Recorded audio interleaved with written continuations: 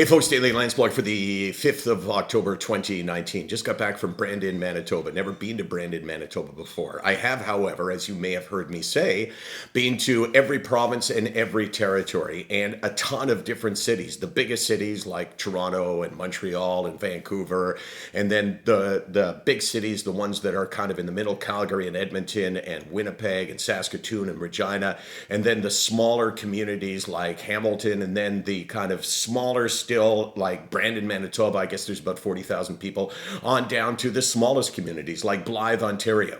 So I've kind of covered it all in the last 5 or 6 years when I've really done a lot of speaking. And so I can officially speak as an authority on this. I can officially say that from what I could tell, every Canadian community experiences exactly the same thing when it comes to mental illness. I get exactly the same questions every place I go, whether it's at a fundraiser in Toronto with the richest people around, or whether it's in the smallest community that may be the opposite of that. We all experience mental illness exactly the same way. Those of us that struggle with depression, for instance, all feel exactly the same thing. And they continue to see evidence of that because I say, if you have not experienced the same things that I do when I explain them to you, put your hand up and say, no, I haven't experienced that.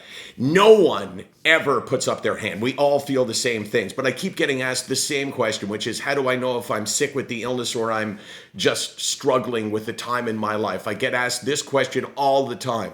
How can I become a better caregiver to the person that maybe I love the most in the world, but I don't seem to be able to give any assistance to? And then there's this one, which is incredibly complicated. How do I convince this person that I care about to go for help?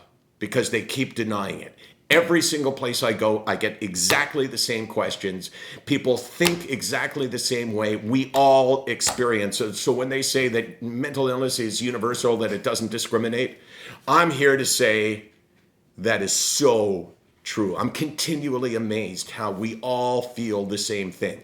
It does not matter whether you have a ton of money or whether you have no money. It does not matter if your heritage is Eastern European or you are fifth generation Canadian. It doesn't matter if your skin is black or white or brown. It does not matter. This is universal. SickNotWeak.com, 24 hours a day, 364 days a year. Hey, if you got a community I've never been to, just give me an invite. I'd love to come.